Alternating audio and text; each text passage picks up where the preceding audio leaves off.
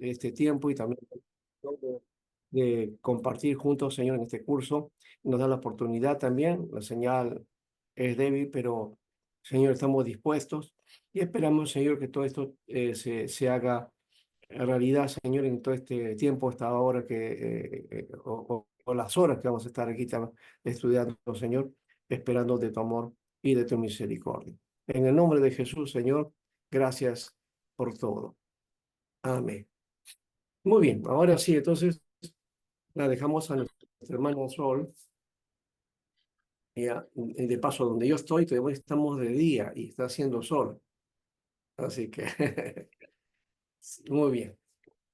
Allá sé que está haciendo frío, en Lima por lo menos, porque en Piura no sé cómo estará, nuestro hermano también que están en Huánuco, tienen otro clima, ¿no?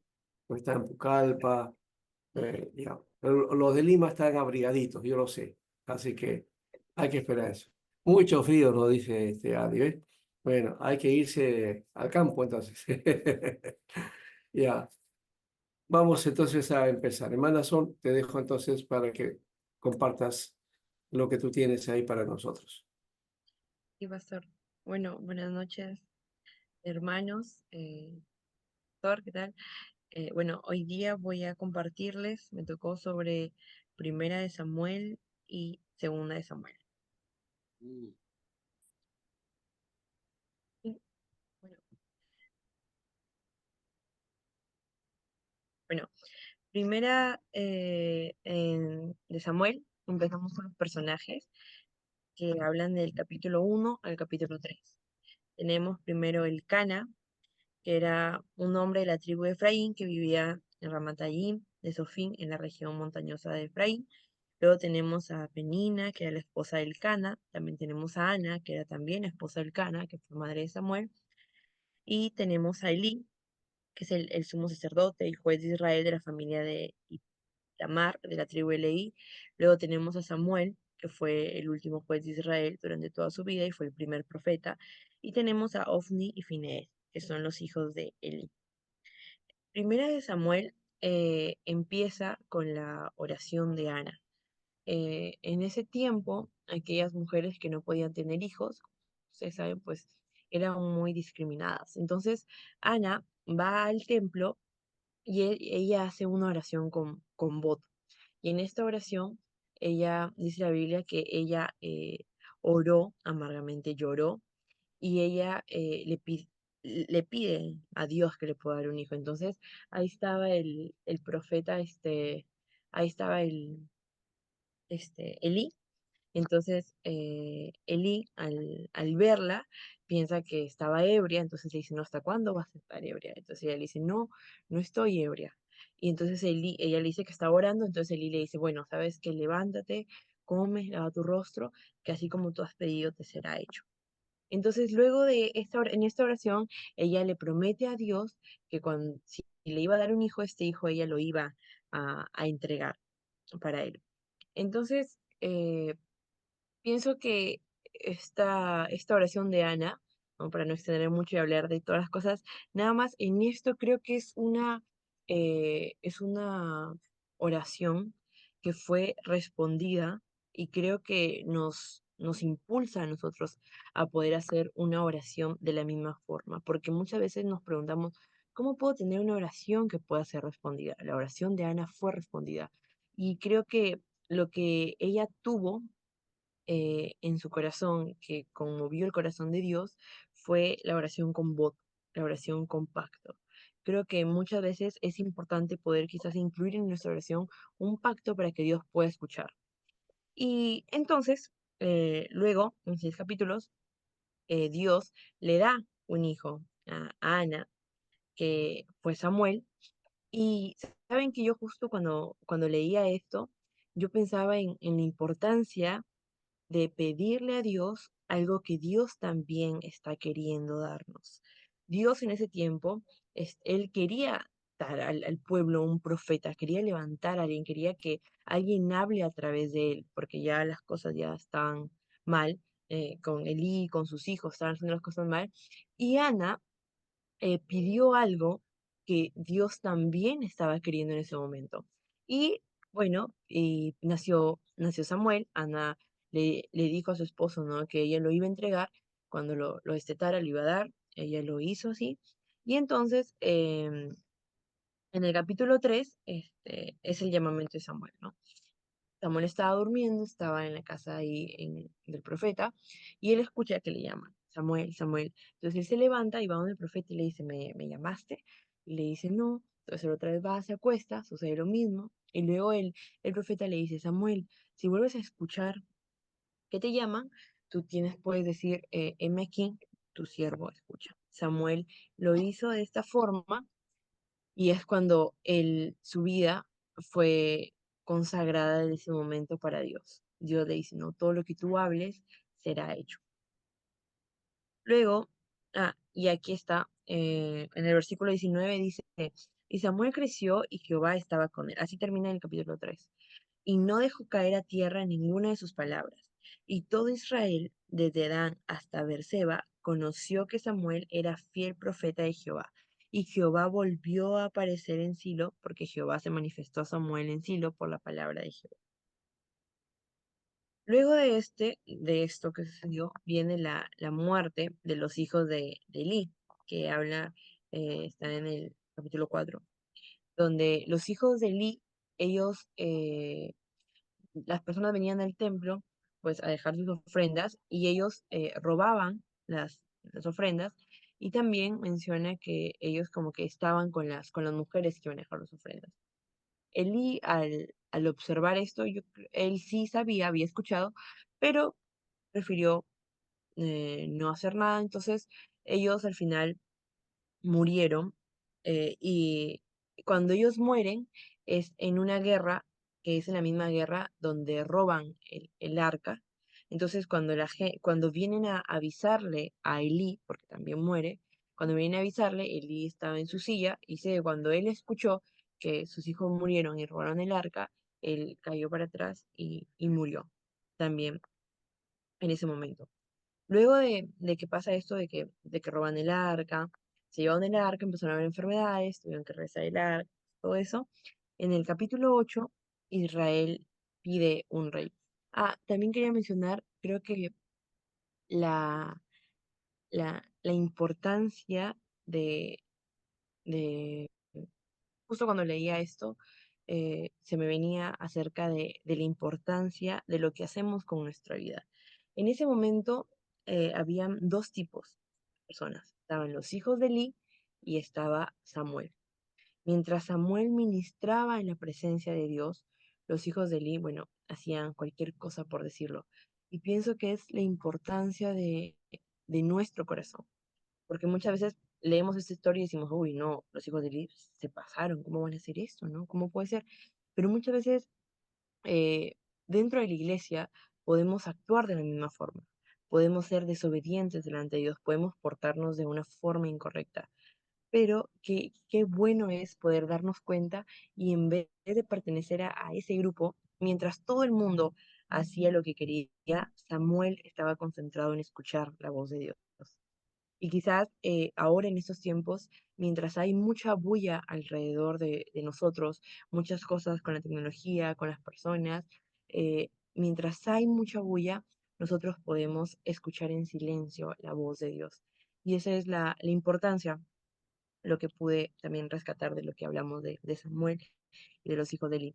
Entonces, el capítulo 8 Israel empieza a decirle a Samuel que quería un rey, quería un rey, quería un rey. Entonces Samuel como que se sintió mal, mal. Y entonces Dios le dice aquí, ¿no? Dice, en versículo 7, dice, y dijo Jehová a Samuel, oye la voz del pueblo en todo lo que te digan, porque no te han desechado a ti, sino a mí me han desechado, para que no reine yo sobre ellos, conforme a todas las obras que han hecho desde el día que los saqué de Egipto hasta hoy, dejándome a mí y sirviendo a dioses ajenos.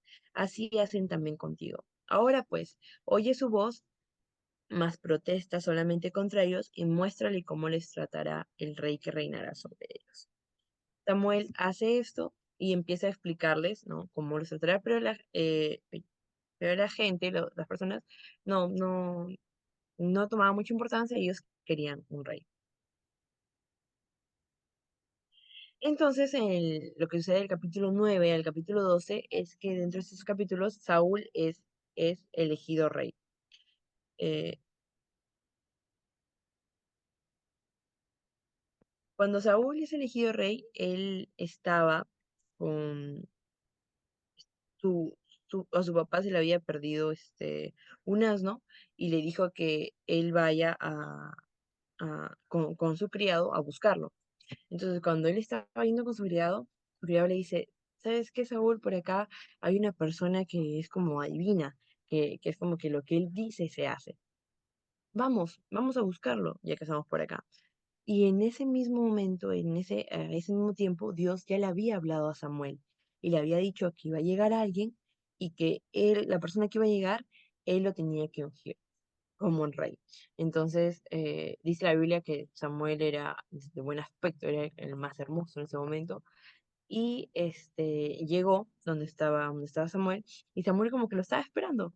Samuel le preparó un banquete, comieron ahí, estuvieron ahí, y el otro día Samuel le dice, sabes que tú vas a ser el rey de Israel.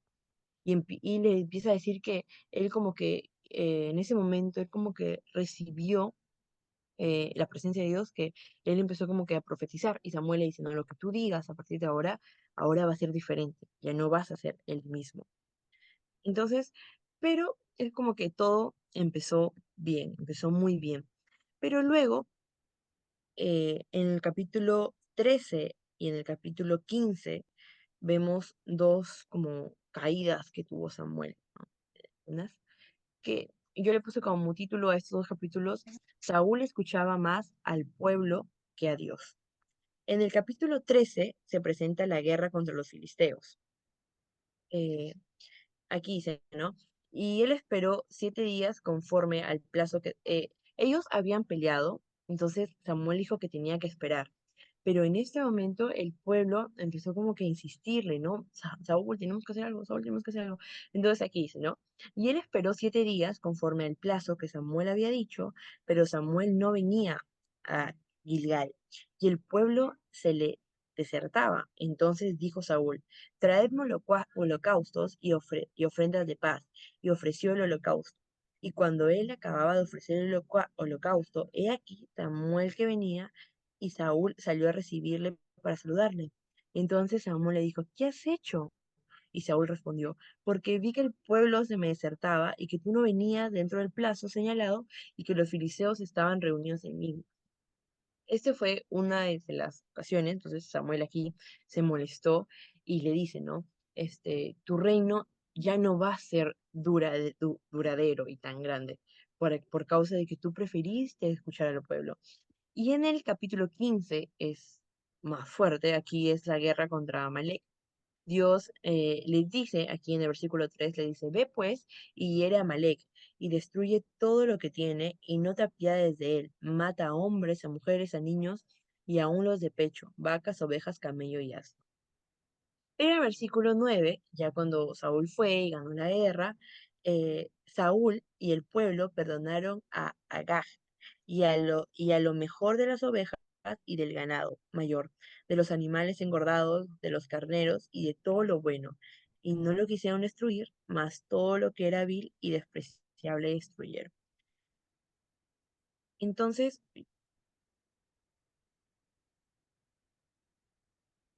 luego cuando Saúl hace esto, viene Samuel y también le dice, ¿no? Como que, ¿qué es lo que has hecho? Que Dios te dijo que hagas algo y tú hiciste otra cosa. Entonces, y Samuel le dice, no, ¿no? Y Jehová te envió en misión y dijo, ve y destruye a los pecadores de Amalek y hazle guerra hasta que los acabes. ¿Por qué, pues, no has oído la voz de Jehová, sino que vuelto el botín has hecho lo malo entre los ojos de Jehová?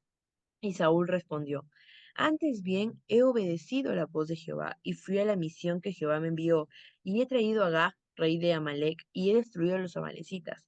Mas el pueblo tomó del botín de ovejas y vacas las primicias para ofrecer sacrificios a Jehová. Y Samuel le dijo, ¿se complace Jehová tanto en holocaustos y víctimas como en que se obedezca a las palabras de Jehová? Ciertamente el obedecer es mejor que los sacrificios.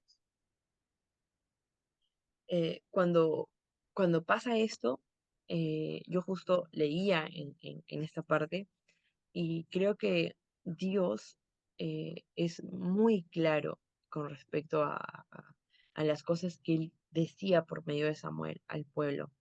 Pero Saúl siempre le agradaba más lo que la gente podía pensar de él que lo que Dios podía pensar de él.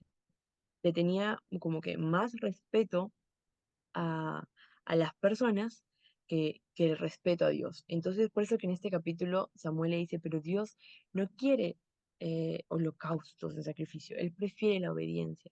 Y creo que en nuestra vida podemos aprender mucho acerca de estas historias de Saúl, porque muchas veces quizás nosotros podemos tener una buena vida cristiana y podemos pensar que quizás el hacer muchas cosas por Dios, el sacrificarnos quizás a, a hacer muchas cosas en la iglesia o a ir siempre a todo lo que nos digan, pero si eso no está acompañado primero de la obediencia, Dios no lo puede mirar con agrado, porque Dios siempre ama la obediencia, ¿no? Más de sus hijos, pueblo. Entonces aquí Samuel le dice, no, Saúl, hiciste todo mal, no va a ser así, y se molesta, ¿no? Y le dice todo eso. Luego, eh,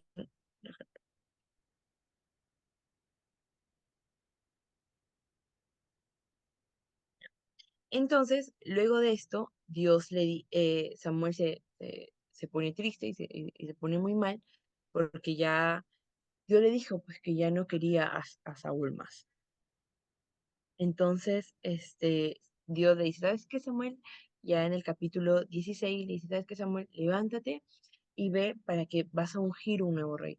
Entonces Samuel le dice, bueno, sí, está bien, pero si yo voy y hago eso y Saúl se entera, él me va a matar. Entonces le dice, no, simplemente llama a Isaí, di que quieres hacer una cena en su casa, ahí con él, ¿no? Entonces Samuel llegó y aquí en el versículo 6 empieza, dice, y aconteció que cuando ellos vinieron, él vio a Eliab y dijo, de cierto, delante de Jehová está su ungido. Y Jehová respondió a Samuel, no mires a su parecer, ni a lo grande de su estatura, porque yo lo desecho, porque Jehová no mira lo que mira el hombre, pues el hombre mira lo que está delante de sus ojos, pero Jehová mira el corazón. Entonces llamó a Isaí también, ya empezó a llamar a todos sus hijos, y cuando ya no tenía más hijos, Samuel le pregunta, no tienes más hijos? Y Isaí le dice, ah, sí, tengo un hijo, pero él está allá con las ovejas. Entonces Samuel le dice, manda a que lo puedan traer acá para poder conocerlo.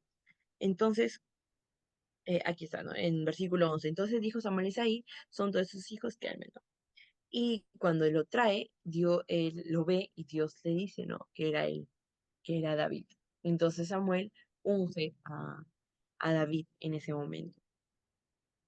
Luego de que lo ungió, también la vida de David cambió en ese momento. Creo que podemos aprender mucho sobre esa historia, sobre lo que muchas veces pensamos que humanamente las personas no aprecian o no le toman tanta atención. Creo que capaz su padre tampoco se acordaba, o quizás su padre no pensó que querían buscar a David, pero lo que las personas humanamente no piensan o lo que las personas humanamente no ven, Dios lo ve. Y lo que las personas no quisieran, Dios agarra eso y es lo que utiliza para hacer algo grande. Creo que la historia de David nos enseña a todos muchas cosas acerca del corazón, acerca de la diferencia entre los ojos humanos y cómo Dios es que nos ve muchas veces. Entonces, luego de esto, para ya avanzar un poco más rápido, tenemos la historia de David y Goliat, que todos conocen. Eh, David fue a llevar a sus hermanos, a ver a sus hermanos, nadie se quería enfrentar, pero David habló con Saúl que él sí quería enfrentarse. Toda la gente empezaba como que a burlarse porque era eh, en un porcentaje muy, David tenía todas las de perder. Él no, no humanamente, todas las personas podían mirarlo y se reían porque era algo imposible, ¿no? Lo podía matar en una. Pero David tenía lo más importante en ese momento. Era, él tenía a Dios, tenía la presencia de Dios. Y aunque las cosas quizás puedan haber muchas adversidades y la gente puede pensar, no, ya fuiste, o no vas a salir de ahí, o no vas a lograrlo, si la presencia de Dios está con nosotros, eso siempre nos va a dar la victoria completamente. Entonces, aquí vemos la historia, ¿no? Goliat le dice, porque como David le pesaba mucho la armadura, él no estaba con esto, entonces Goliat le dice, vienes a mí como si yo fuera un perro, quieres derrotarme así, y se burla, se empieza a burlar de él, se a burlar de Dios, y David, como ya saben la historia, con la onda, ira y lo mata a Goliat. Luego que sucede esto, vemos del capítulo, bueno, y toda la gente, como tal, toda la gente estaba maravillada con David.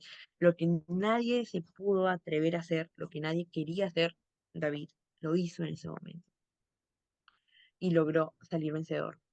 Luego de eso, del capítulo 18 al capítulo 23, vemos, cuenta sobre la amistad de David con Jonathan, que ellos eran muy amigos, cuenta un poco su historia, y luego cuentan también que las personas cuentan el momento exacto, porque Saúl hasta ese momento amaba a David, vio eso, David iba a tocarle el arpa cuando Saúl estaba mal, pero hasta ese momento lo amaba, pero este momento exacto eh, dice, ¿no? En el versículo 7, y cantaban las mujeres que danzaban y decían, Saúl hirió a sus miles y David a sus 10.000.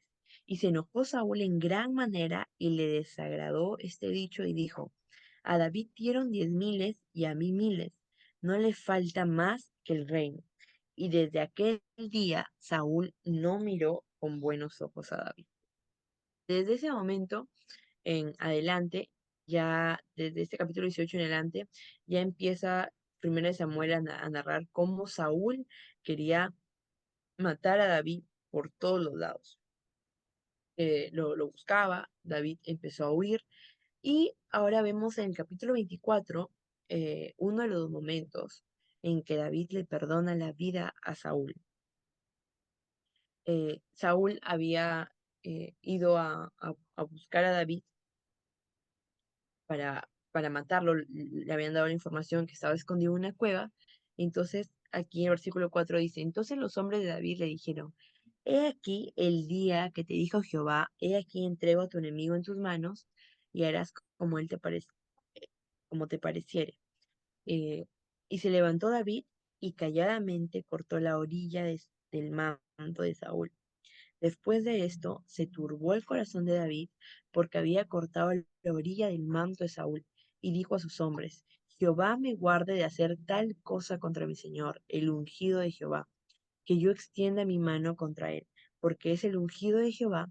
Y así reprimió David a sus hombres con estas palabras y no les permitió que se levantasen contra Saúl. Saúl, saliendo de la cueva, siguió su camino. Luego de esto, David se encontró a Saúl y David le dice, pues no, tuve la oportunidad de matarte, pero no lo hice. Y le mostró que había cortado la orilla de su manto. Y Saúl como que finge, bueno, creo yo, finge y como que le dice, no, sí, bueno, perdón, no sé cómo yo puedo ir detrás tuyo, y empieza a decir un montón de cosas y se va. Posterior a esto, en el capítulo 26, sucede nuevamente. David perdona la vida de Saúl en Sif.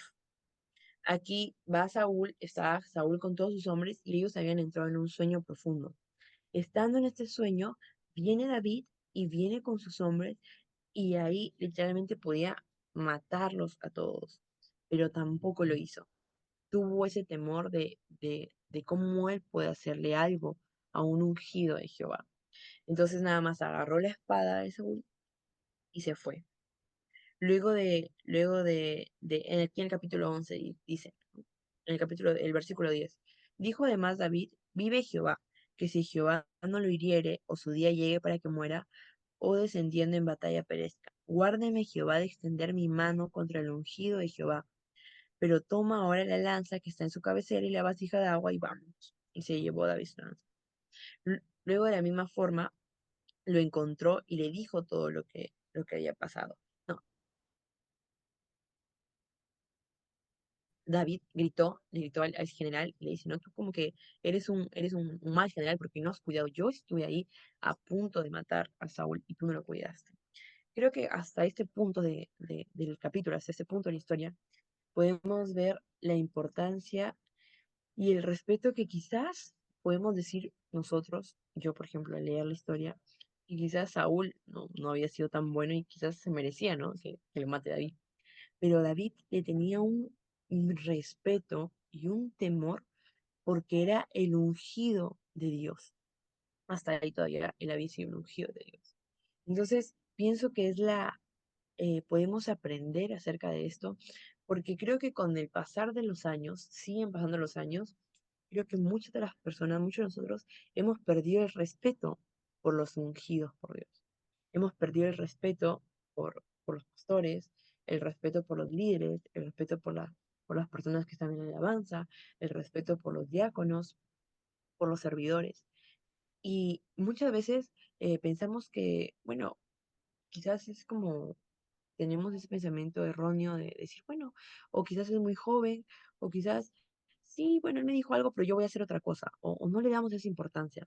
Pero en estos capítulos, Dios nos revela al leerlo claramente la importancia y el respeto que se le debe dar, porque esas personas son puestas por Dios. Son personas que han sido honradas, han sido ungidas para que estén en un altar predicando, para que estén en un altar alabando, cantando a Dios. Y creo que de nuestra parte y de parte de la congregación, de parte de las personas, merecen ese respeto. Pienso que esa era una de las cualidades grandes que tenía David también, el respeto, el respeto por lo que Dios respetaba, ¿no? El amar lo que Dios amaba, el escuchar lo que se escuchaba. Y ahí continuamos al capítulo del 27 al 30. En estos capítulos, ya finalizando Primera de Samuel, David está entre los filisteos. David entra al donde estaban los filisteos y él empieza como que a quedarse ahí, él empieza a vivir ahí un tiempo. Mientras él vivía ahí, eh, viene en ese mismo capítulo Saúl y la divina de Endor. En este capítulo, en estos versículos, Saúl va donde una divina disfrazado y le dice que llame a Samuel, ¿no? Que resucite a Samuel, que quería hablar con Samuel, que resucite no, que quería hablar con Samuel. Entonces, en este versículo 15, Samuel dijo a Saúl, ¿por qué me has inquietado haciéndome venir? Y Saúl respondió, estoy muy angustiado, pues los filisteos pelean contra mí, y Dios se ha apartado de mí y no me responde más, ni por medio de profetas, ni por sueños. Entonces te he llamado. Y Samuel dijo, ¿y para qué me preguntas a mí si Jehová se ha apartado de ti y es tu enemigo? Y Jehová te ha hecho como dijo por medio de mí, pues Jehová ha quitado el reino de tus manos y lo ha dado a tu compañero David cuando tú no obedeciste a la voz de Jehová ni cumpliste el ardor de su ira contra Amalek. Y ahí empieza a decirle a Samuel, ¿no? Y Jehová entregará a Israel también contigo en mano de los filisteos, y mañana estarás conmigo tú y tus hijos. Le empieza a decir como, y así va a morir, y ya, luego termina esa parte, Samuel se pone muy mal, sigue la historia, la divina le da de comer, porque Samuel está en ayuno, y luego sigue del capítulo 29 ya al capítulo, uy, al capítulo 30. ¿No? En el capítulo 29, ya al capítulo 30, David, al estar con los filisteos le dijeron que iban a pelear en una batalla contra el pueblo de Israel. Pero David como que estaba en duda porque él no quería pelear contra el pueblo de Israel. Porque estaba Jonathan, que era su amigo, estaba Saúl, pero tampoco quería decirle que no. Entonces él dijo que sí, pero él estaba un poco nervioso, él se puso a esperar algo, que Dios actuara en ese momento.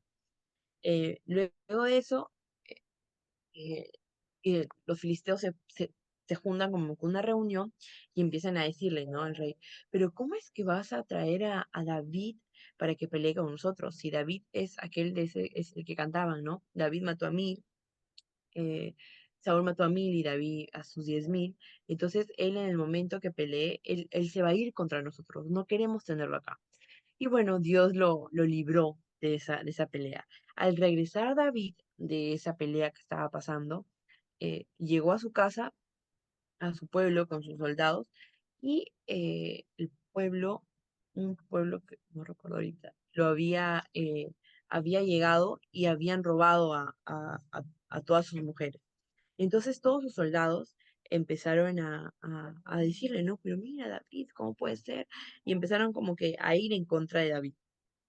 Entonces David en ese momento le preguntó a Dios, le consultó a Dios qué es lo que tenía que hacer, y Dios le dijo, sí, anda, ve tras ellos. Entonces David fue contra ellos, y cuando llegó, los mataron a todos, y pudieron recuperar también a todas sus mujeres, y pudieron recuperar todo el botín, y pudieron, a los amalecitas, pudieron recuperar el botín, y así.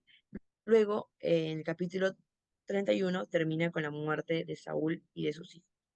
Ellos fueron a la guerra, estaban peleando, sus hijos murieron en batalla, y Saúl al ver esto le dice a su criado, no, mátame, no, mátame con la espada. Y el criado le dijo, no, yo no puedo hacer esto. Entonces Saúl mismo, él se mató. Y así es como termina el 1 Samuel. Y ahora en 2 Samuel, del capítulo 1 al 5, tenemos primero David oye de la muerte de Saúl. En Ya, el cap- Tom, trata de resumirlo nomás, ¿ya? Pero está muy bien, pero trata de resumirlo. Sí, ya ya. pasó.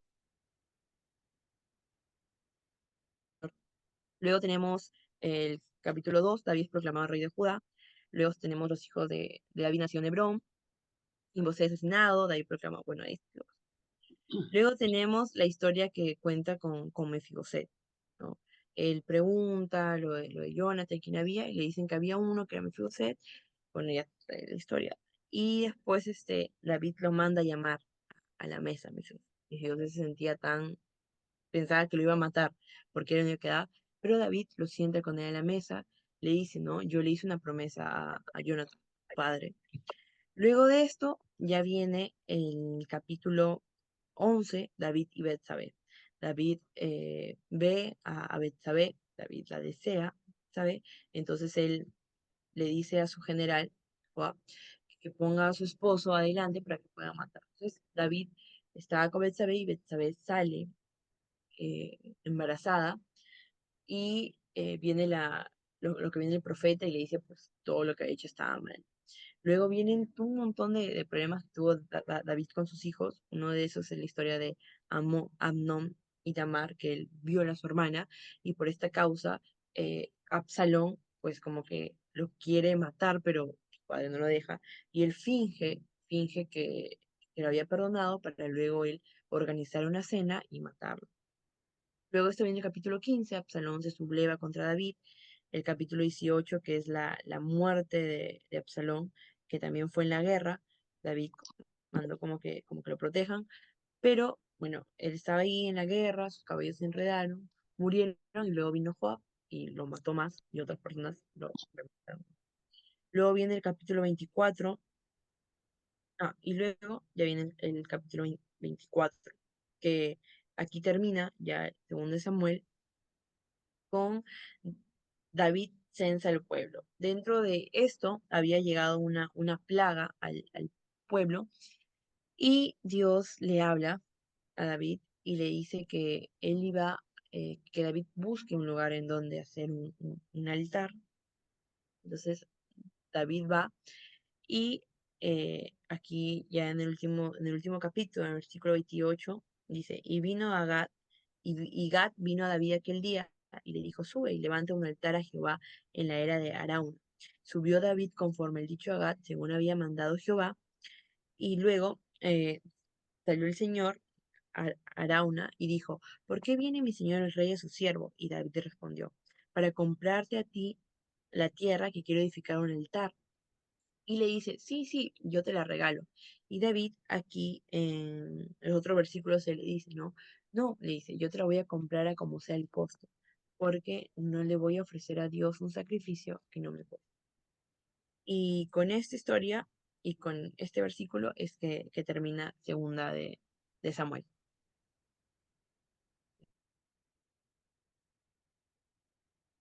Gracias.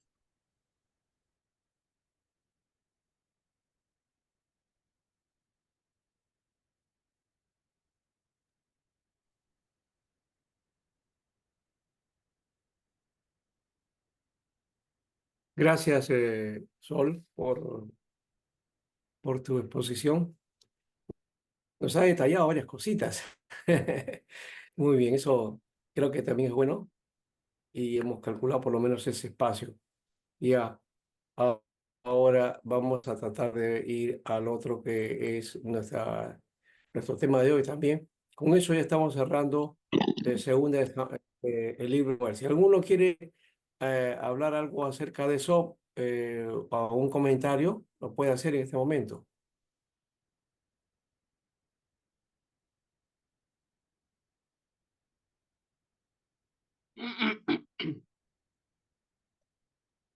Bueno, sí, pastor, yo O quiero comentar. alguna pregunta. Yo quería Sí, ya, comentar. Bueno, yo ahorita, como le entendí y también he estado leyendo justo ese libro, bueno, yo, lo que me impacta a mí justo del libro de Samuel, justo en la primera es el capítulo 8, ¿no? Porque, como bien claro solo explicó, es con respecto en base a la obediencia, ¿no? Y sí, como un ejemplo, cómo nosotros nos profundizamos entre uno mismo, ¿no?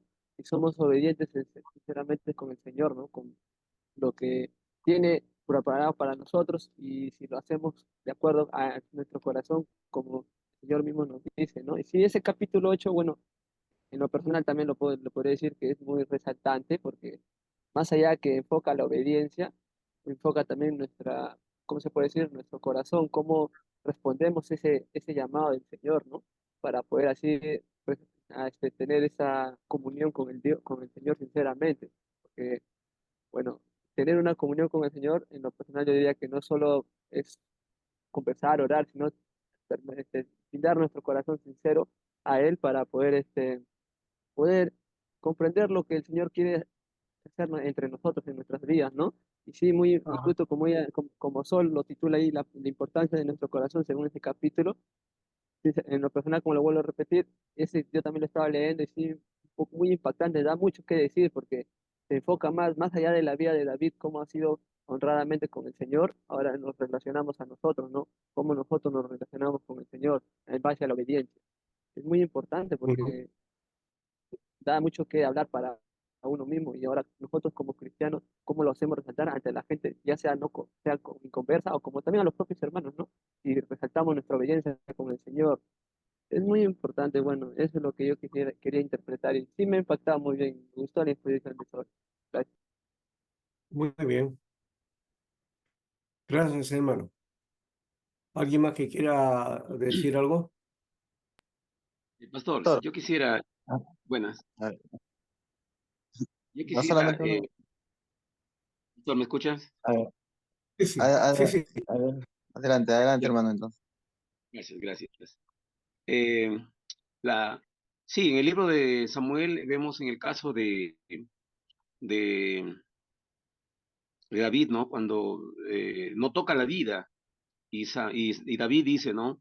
El ungido, pero trayendo para para nuestro tiempo, ya en este tiempo ya, y en el Nuevo Testamento ya se dejó de ungir a la práctica de ungir, ¿no? A a los hermanos o las personas que Dios los llamaba. En este caso encontramos en Hechos cuando el Espíritu Santo en la iglesia de Antioquía pide que los separa a Bernabé y a Saulo para la misión que los ha encomendado. Entonces, el término ungido en este tiempo, pastor, quisiéramos que nos amplíe un poquito, por favor, para alinear nuestro nuestro vocabulario dentro del liderazgo cristiano, ¿no? Para Ya, no caer que términos que ya no están vigentes y no estar hablando, pues, cosas que ya no es para este tiempo. Por favor, pastor. ya, gracias. Eh, Hay que denotar aquí un detalle. El texto de Samuel, dentro de la cultura, pues era muy importante eh, darle la autorización, ¿no? Para las funciones oficiales. Y estas funciones oficiales vienen a ser trabajadas bajo la unción, ¿no? Ese es el sentido que tiene y creo, por otro lado, que nosotros deberíamos también tomar en cuenta este principio. Ese principio no se ha borrado, no, no es que no funciona, no, sí, eh, tiene su presencia en su manera diversificada dentro de las iglesias, especialmente, por ejemplo, en las ordenaciones que ya mencioné en algún momento, ¿ya? O cuando uno oficializa a alguien, ¿no? En una ceremonia especial se le da entonces el pase para que haga una función. Esa delegación es la unción. Que ahora en el término moderno la unción lo practiquen desde otra perspectiva, como es recibir poder, ¿no es cierto? Recibir dones o habilidades. Eso no es el principio de paso. Si bien eso es lo que recibían, en parte, David no fue preparado para rey y reinó, ¿no? Saúl tampoco, ¿no? Entonces, fueron dotados de alguna manera. Salomón, por ejemplo, fue dotado de sabiduría, ¿no? Entonces sí, hay ingredientes de dones y poder, de hecho que sí, ¿ya? Pero el principio está en cómo lo utilizamos, ¿no? Hoy día la unción se utiliza como el sentido de que tienes lo sagrado, lo sagrado, la exclusividad del poder, ¿no? Que la tiene una persona, ¿no? Entonces no es una persona o unas personas o unas cuantas personas. La unción tiene que ver con el ministerio. Todos los ministros tienen que tener unción o estar ungidos, ¿no? O sea, estar ordenados. No puede haber ministro desordenado, ¿no? Y ese reconocimiento que tiene que ser ante la oficialidad de su iglesia, denominación o ministerio, movimiento, ¿no? Eso creo que es de principio, ¿ya? Las cuestiones sobrenaturales, eso ya es otro asunto, ¿ya? Y si algunos hacen énfasis en esa nada más y no en lo otro, entonces ahí no es nuestro tema, ¿no? Ese es otro detalle, ¿ya?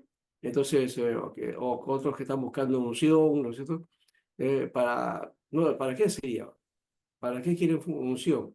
Si la unción no lo vas a utilizar para la obra del Señor o en función a la obra del Señor. Eso creo que tiene que verse y tiene que tomarse en cuenta. Creo que lo mencioné la semana pasada, ¿se acuerdan? Sí, pastor, pero el término ungido para nuestro tiempo, el ungido, ahí viene el ungido, le damos paso al ungido. A veces Claro, en algún... a eso voy, que es el que hoy se utiliza la idea de que el que tiene la unción es el que ha exclusivizado el poder, ¿no? Él tiene toda esa capacidad.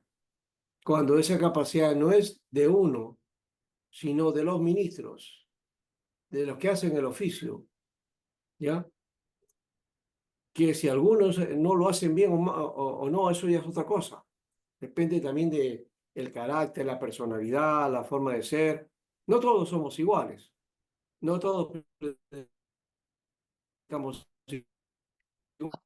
igual, ¿no? Hace chistes, cae bien, ah, qué buen predicador. No, ese no es buen predicador. El predicador es el que da la palabra, ¿ya? Pero también tiene que tener una orientación, tiene que tener, por ejemplo, oratoria, una buena oratoria, que hoy día ya poco se utiliza, o si se utiliza al criterio del que lo tiene o al criterio del que sabe cómo utilizar herramientas, ¿no? Que se vuelve experto, ¿no? Todos, en alguna manera, nos volvemos expertos en algo cuando estamos continuamente haciendo una actividad, ¿no? No es la universidad, no es el seminario, no es los institutos, ya, que forman a una persona, teóricamente forman a un oficio, una tarea, una profesión, ¿no? No, una carrera. Pero si esa persona no practica lo que ha estudiado o no pone en acción las herramientas, tiene las herramientas, pero no las sabe utilizar o no las conoce o no las ha manejado con el tiempo en que estuvo capacitándose, no le dio la importancia, entonces cuando vaya al campo ya va a ser tarde o tendrá que aprender ahí mismo, porque también hay la posibilidad, ¿no?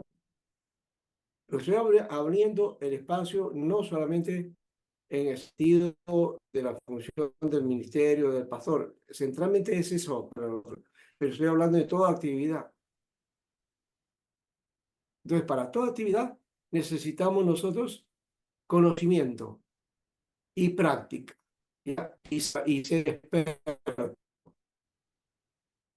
Eso es lo que equivaldría a ser en el término la capacidad de dar, ¿no? Y tener las herramientas y saber cómo utilizar esas herramientas, ¿ya? Esa es la idea, hermano, que debe marcarnos a nosotros. No es el que le llamen ungido a que, este es ungido. De paso, bíblicamente ungidos somos todos, al final. Ni siquiera los ministros, los pastores. Todos somos ungidos porque tenemos la unción del El santo.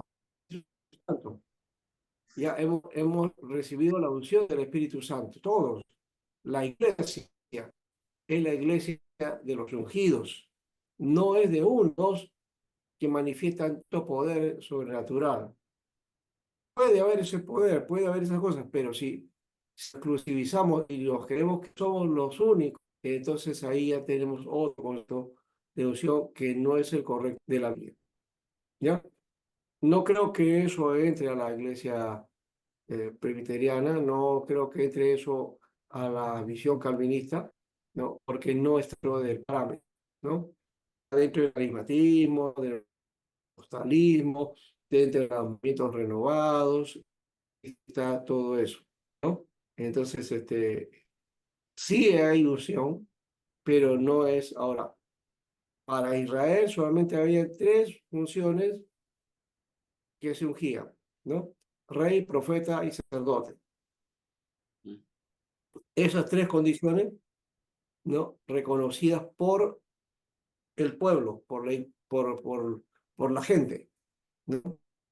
Ellos tenían autoridad. Bien, entonces, para la iglesia pasa a los discípulos y luego, entonces, Pablo habla de que la iglesia es la ungida, ¿ya? Y dentro de ellos están los ministerios, los dones, las capacidades, todo lo que tenemos que realizar para la obra, ¿correcto? Creo que eso queda claro, ¿ya? Pastor, solamente una intervención nada más. Sí, con respecto a eso, ¿no? Bueno, es lo que también iba a decirle, ¿no? Tal vez en alguna oportunidad seguramente vamos a llevar ese tema también, ¿no? Y diferenciar lo que es unción y lo que son dones, ¿no? Lo que son talentos, ¿no? Y Ya, reconocer que es una práctica en realidad David estaba de alguna manera, al decir que se frustró y al decir eso, estaba respetando la investidura que Dios había puesto en ese hombre por la burla y para no decir que, o sea, para no decir que él es el ungido, o sea, David, que Dios está con él y que Dios ya no está con Saúl, ¿no? Entonces, de alguna manera, esto iba a producir una burla, lo iba a, eh, eh, tal vez iba a ser desprestigiado Saúl y en todo caso el juicio lo estaba delegando al Señor. Pero lo que yo quería decir es, bueno, ¿no? hay diferencia en realidad, ¿no? Porque la unción era una práctica en esos tiempos para delegar, para investir a alguien y para de alguna manera dar una autoridad, ¿no? Entonces, eh, además dice, ¿no? Es el ungido de Jehová, ¿no? O sea, está hablando de eso, ¿no? O sea, habían otras personas que también eran ungidos, pero no solamente no eran ungidos por Jehová, porque David siempre dice, no, al ungido de Jehová. O sea, eh, hay otras personas que también podían haber en otras tribus ser ungidas porque era una práctica que se delegaba para darle una autoridad, ¿no? Y ahora mismo, incluso, pastor, podemos ver también, ¿no? Si se habla de eso, de que sea una investidura, también tenemos gente con autoridad en la vida diaria, eh, a los cuales también tenemos que respetar, a los cuales también Así, tenemos que reconocer su función y entender que ellos han sido delegados. Pilatos mismo, Jesús le dijo, ¿no? Si no, si Dios no te hubiera dado eso, tú no tendrías autoridad sobre mí. Y le habló a los fariseos Jesús, ¿no? Y le dijo, dad al César lo que es del César. Amén, pastor. muy bien, gracias Julio por el ejemplo que hiciste, porque justamente eso tiene que ver, la investidura. Aquí en Perú hemos quebrado eso, ¿no? En su momento, a pesar de que tuvimos presidente que no tenía la capacidad y todo lo demás, y se trató de buscar la forma de sacar. Ya, salió por su propia torpeza. Pero ahora tenemos otra a la que apoyan y está peor que ese otro personaje, pero la apoyan, ¿no? ¿Y qué hacer? También tiene la investidura. Y ella la investidura ya la manchó hace tiempo, ¿no?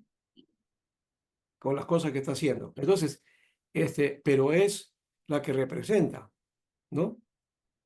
Entonces, últimamente tenemos ese problema nosotros, ¿no? Personas que están investidos de capacidad y poder para gobernar, pero que están haciéndolo mal. ¿Se dan cuenta? Eso ya le quita la autoridad, como Saúl, Dios le quitó la autoridad. Pero no se hizo nada hasta que Dios intervino y sacó a Saúl del lugar. No las personas que intentó hacer eso, David no quiso esa idea de atacarlo a Saúl, hubiera sido la intentona de David, ¿no es cierto? Que personalmente, a- tomando las cosas por su mano, lo saca, ¿no? Es lo que se está haciendo ahora, ¿no? A rajatabla sacando gente que no le interesa y todo lo demás. Entonces, esas funciones están mal. Buen ejemplo me ha dado para hablar de este asunto, que a veces algunos dicen, no debemos hablarlo, o eso no es importancia. Sí es importancia, porque la lectura del trabajo que hicieron los reyes nos dan cuenta de cómo Dios también supervisa a los gobiernos, ¿no? Y a los que están en el gobierno, y cómo hacen, ¿no? Y esperemos que todo este periodo que tenemos pues no sea tan grande, sino que en algún momento tengamos el final, una luz en el camino para que las cosas se solucionen, que es lo que pasó con David, ¿no? Dios lo puso y le costó, ¿cuánto? No fue tan rápido, ¿no? ¿No? No fue tan rápido, tuvo que luchar mucho, esperar a que Saúl muriera para gobernar, y él ya tenía, luego gobernó por Hebrón, pero después gobernó en todo Judá, 33 años después, ¿no? Entonces, no fue muy fácil, pero así es la situación, ¿no? Bueno, Pastor, entonces, una pregunta sí, con respecto a esto. Eh, nuestros, nuestros estatutos dicen 6 años en cuanto a la iglesia y luego viene mm, tiempo, consulta a la iglesia o el año sabático, ¿no? A ya, diferencia de otras denominaciones, tienen otro tipo no voy a nombrar las denominaciones, no voy a nombrar, pero tienen otro tipo de gobierno episcopal, donde dice y la congregación no tiene más, participa. más decisión.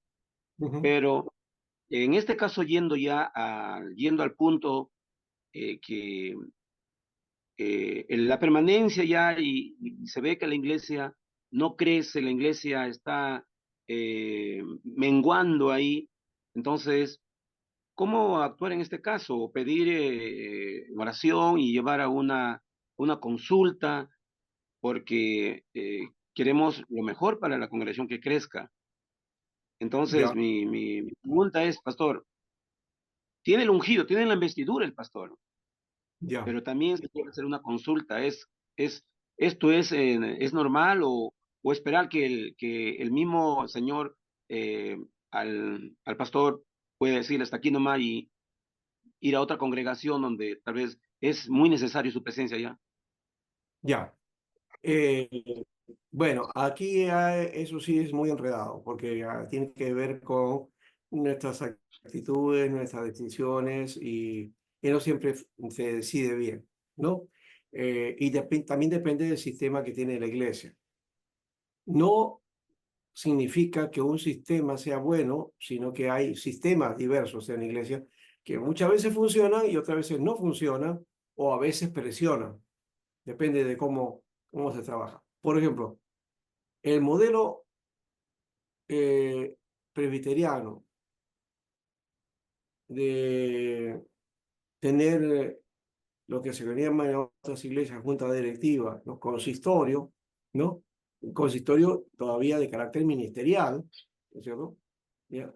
En muchos casos se ha tomado o el trabajo, la forma de hacer el trabajo consistorial de dominio, ¿no? Los miembros, ¿no? Asumen todo poder y deciden. Y hasta sacan pastores, ponen pastores, sacan pastores, ponen pastores, pero nunca sale la gente del consistorio, ¿ya? Y a veces se toman malas decisiones también, ¿no? Eso ha perjudicado a muchas iglesias. Cuando se usa bien el sistema de consulta y este sistema colegiado, donde hay un consenso y saber que no son, que si bien son los que dirigen, pero también tiene que ver con la iglesia, ¿ya? Y sentir y poder ver cómo va la iglesia, cuál es el sentido de la iglesia. No pueden decidir por su propia mano o como quieren. Muchas iglesias lastimosamente han caído en eso y se han enfriado, los hermanos han ido de la iglesia, ¿no? Y las cosas pues no han ido bien, ¿no?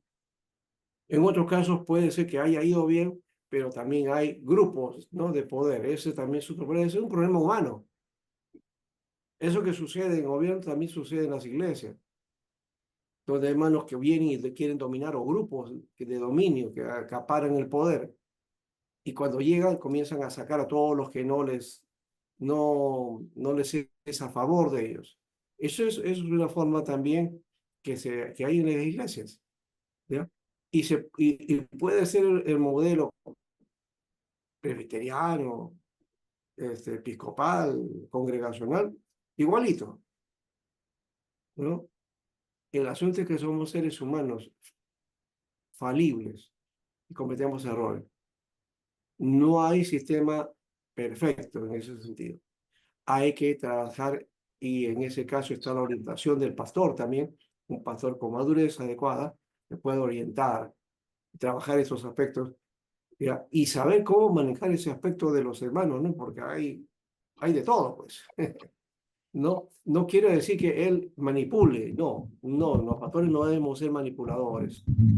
Los ministros, los líderes, no deben manipular a la iglesia. Debemos ser gente que pueda animar, que pueda incentivar a que todos se integren en el ministerio y en la labor, ¿no? Amén. También bien recibidas las críticas, si hay algo negativo, hay algo que corregir, también es bienvenido, ¿no? No le vamos a hacer caso a toda la iglesia, por supuesto, como Saúl le decía a Sol, que era el que solamente hacía caso al pueblo, ¿no? Hay que hacerle caso, sí, a la iglesia, pero también para ver qué es lo que más le conviene y qué es lo mejor como iglesia y como principio, ¿no? En ese sentido de Saúl, un gobernante que tenía que ser dirigido por ser buscando las estrategias y se escapaba, pues, ¿no? Y decidía a su modo. Ese es el problema. No es que él hacía caso al pueblo, ¿no? Hoy el Perú necesita, ¿no? Y hay presión, y hay necesidad de que se atienda esa voz, porque sobre, ¿no? Este, la ¿no? Gracias a Dios por ese aspecto. Entonces, la iglesia se dirige bajo el principio de Dios, pero hay decisiones también que cuentan, ¿no?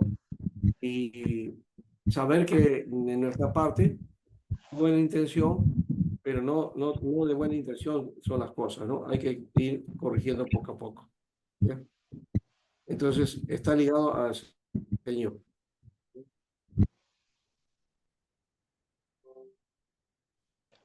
¿Aló? Ya. Entonces, ese es el detalle, hermano, ¿no? Ya. ¿Alguno más? Pastor, sí, quería también comentar el tema que están tocando. Para mí es muy importante. Usted ya lo dijo, ¿no?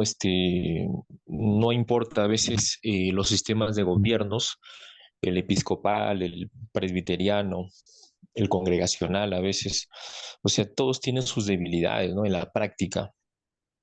Y bueno, hemos visto pues en el transcurso de la vida, ¿no? En carne propia.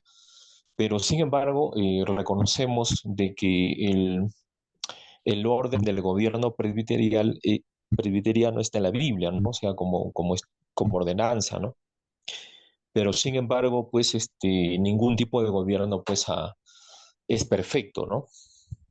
Claro, claro. Y, Y además, eso que estaba usted diciendo como modelo, no, el modelo encontramos, los tres modelos los encontramos en la Biblia. El episcopal, congregacional y el presbiterial, ¿no? Nosotros hemos asumido que el presbiterial por los ancianos, pero los ancianos bíblicamente son los pastores, ¿no? Nosotros hemos dividido a ancianos administradores, que también vendrían a ser pastores, pero no lo son exactamente. Pueden hacer función pastoral cuando no haya pastor, pero no son pastores, ¿no? Entonces, es el asunto que tiene que ver con respecto a eso, ¿no? Entonces, trabajar en función a que, de acuerdo a la denominación, hagamos lo mejor y propongamos que sea mejor. Apoyar, preparar al consistorio, a los ancianos, ¿no? Hacer capacitaciones, ¿no? Entrenarlos para que hagan una labor adecuada, porque pues, de repente no saben eso o traen de su mundo, ¿no? Las formas, ¿no? Y así que el trabajo sea pues simplemente de decisiones humanas, ¿no? Eso hay que tener cuidado y entender cómo combinar ambas cosas, ¿no? ¿No? El trabajo humano, pero también con la guía de Dios, ¿no? La capacidad que Dios nos da y cómo hacer mejor el trabajo. sí, sí, sin embargo, pastor, yo creo que para mí es una cualidad muy importante el discipulado y la preparación, sobre todo los líderes, ¿no? Si los Sí. líderes no están preparados, no están bien discipulados, entonces, cuanto más las pobres ovejas, ¿no?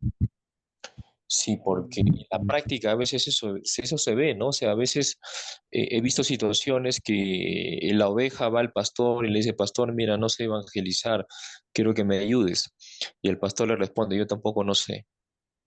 Entonces, un ciego no puede guiar a otro ciego, pero no. Y bueno, no, aquí Bueno, ahí hay un error de pastor, ¿no?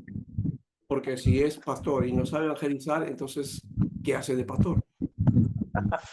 sí, Porque, porque es lo principal es el pastor tiene que manejar todo, tiene que saber enseñar, tiene que saber evangelizar, tiene que dominar de alguna manera, medianamente, la predicación. No estoy diciendo que sea un gran predicador, porque ahí también se equivoca mucho, ¿no? Cree que un gran predicador va a ser un gran pastor. No siempre es así. A veces, a veces escogemos porque habla muy bonito, pero cuando lo ponemos a pastorear, no sabe organizar la iglesia, ¿no? Entonces hay que tener cuidado. Un pastor básicamente es uno que organiza, que administra, ¿no? Sí. Y luego entonces la predicación está ligada a la enseñanza también. Si no sabe enseñar, entonces, ¿cómo va a guiar? ¿No? También, Y como claro, consecuencia y complementación, si no sabe evangelizar, o él dirá, es que no tengo el don de evangelista, entonces, bueno, pues, pero tendrá el conocimiento por lo menos para persuadir, y en eso debe tener discernimiento espiritual, para persuadir y ver quiénes son los que tienen la capacidad para evangelizar, quiénes tienen contacto con la gente, que hace relaciones humanas, que gusta estar conversando con la gente. De repente por ahí ese sí puede ser, ¿no?, una vía para dar, para que pueda comunicar el mensaje del Evangelio, porque está acostumbrado a estar con la gente, hablando con la gente. Si un pastor no habla con la gente, ¿no?, entonces ya ahí ha perdido también, ¿no?, el espacio, ¿no? Porque no es el púlpito nomás. Algunos creen que el pastorado es púlpito y que es estar en la iglesia nomás. No, no, no. Pastorado no solamente es iglesia y púlpito. Pastorado tiene que ver con relacionarse con la gente, con los que tienen necesidad y especialmente con los que tienen necesidad de Dios, ¿no? ¿No? Eso creo que es importante. Y ser consejero. ¿Ya? sí, Muy bien. esa es una parte muy importante, pero a veces también muchos pastores dicen que sí saben, ¿no? Pero solamente lo dicen por compromiso, pero en la práctica yo me puedo dar cuenta, si yo conozco evangelismo, me puedo dar cuenta si un pastor sabe evangelizar o no sabe, ¿no? Porque la práctica es importante. Entonces, Claro. nuestra debilidad es de que no estamos capacitando bien, ¿no? Nos falta mucho que capacitarnos, ¿no? Y yo veo en el tiempo que estoy acá en esta iglesia, Claro. veo mucha debilidad en cuanto al estudio, a la producción teológica, a la reflexión teológica. Nos falta fortalecer, ¿no? He conversado con muchos pastores, los veo todavía, están verdes todavía, ¿no? Les falta, ¿no?, conocimiento básico sobre evangelismo, sobre discipulado, sobre consejería. Y esos son tres temas básicos de un pastor que obligatoriamente debe saber, ¿no? Debe saber evangelizar, debe saber discipular, debe saber aconsejar, ¿no? Por lo menos Sí. esas tres, ¿no? A que la persona lo sepa. Es en la Estoy columna. de acuerdo contigo. Estoy de acuerdo contigo. Y si no lo tuviera, no supiera hacerlo, hacer uso de los hermanos que tienen el don y la capacidad. ¿Por qué tenerle miedo a eso? Va a servir para su ministerio y también aprende, pues, ¿no? Sí, Entonces, todo se aprende. A veces pensamos que el don es una cosa que viene de arriba y pum, y ya está. No, no es así, ¿no? Uno poco a poco, y ya les dije, por experiencia, se va ganando espacio y se vuelve uno experto, ¿no? claro. Una persona, por ejemplo, que aprende a clavar, ¿no?, con martillo. ¿Cuántas veces se ha dado con el martillo en los dedos, ¿no? O sea, sacado ampollas o heridas. Pero en el tiempo, si lo hace continuamente y persevera, ¿de acuerdo? Seguro que se vuelve experto y que nunca se hace más ampollas ni golpes en los dedos, porque se volvió experto. ¿Se acuerdan? Entonces, creo que en el espacio es el entrenamiento. Y eso que está diciendo Jorge es cierto. Hay necesidad de entrenar a la gente. Y el pastor también entrenarse, pues. Hay que entrenarse, hay que prepararse, no quedarse ahí nomás. Algunos hacen pastorado sin conocer o no tener conocimiento. Y es un problema que tenemos en el país. Y creo que en toda Latinoamérica, ¿no? El pastorado es muy débil, ¿no? Sí. No hay preparación. Son pocos los preparados y los que están preparados que tampoco pues le dan espacio en las iglesias también, ¿no? O creer que no tienen la capacidad para hacerlo. Yo creo que sí, sí lo hay, ¿ya? Y lo sé porque yo he pastoreado, yo he hecho trabajo, estoy ligado a eso siempre, ¿ya? Y conozco. Entonces, que me ha jalado más la enseñanza, es otra cosa, ¿no? Y entonces, no estoy hablando por teoría, sino por experiencia, ¿no? Porque conozco cómo se tiene que organizar la iglesia. Y eso también depende de cómo lo organizamos en el sentido de la congregación, la denominación también, ¿no? Que ese es el otro lente también que hay que trabajar y sortear, ¿no? Yo trabajo a la luz de la palabra, más allá de que qué denominación sea, ¿no? Pero de todas maneras hay que respetar por lo menos los puntos básicos o los principios mínimos que podamos hacer con respecto a que no nos vayamos por otra ruta que de repente no sea la de la denominación. Eso hay que tener mucho cuidado, ¿no? Pero por encima de todo servimos al Señor, por encima de todo, ¿ya? Es Muy verdad, bien. mi experiencia personal, Este, yo para terminar, mi experiencia personal, yo solo me estoy capacitando, ¿no? O sea, he visto la necesidad y lamentablemente he tenido que asumir solo esa responsabilidad, ¿no? Estoy implementando mi biblioteca, estoy leyendo todos los días, estoy dedicando mucho tiempo a la reflexión, me estoy levantando en la madrugada, ¿no? Para poder aprovechar al máximo el tiempo. Y me falta mucho, ¿no? Me falta mucho y nos falta mucho, pues, y tenemos que, la palabra de Dios dice que Dios va a dar pastores que pastoreen a su iglesia con ciencia y con inteligencia, ¿no? Dice la palabra claramente. Luego dice claro, buscarme sabios, ¿no? Para que yo los ponga como sus líderes, ¿no? así Entonces es es. una realidad. Ok, pastor, mucho Muy gusto. bien. Ya, Jorge, entonces, ¿te preparas para el segundo momento? ¿Ya tienes lo de Reyes? Sí, sí, para el segundo momento ya lo estoy terminando, algunos toques me faltan. Ya, Ya. por favor. Creo que te toca exponer también, ¿no? Sí, sí, sí. Ya. Entonces vamos al descanso y hacemos la exposición de Jorge también. ¿Ya? Adelante. Ok.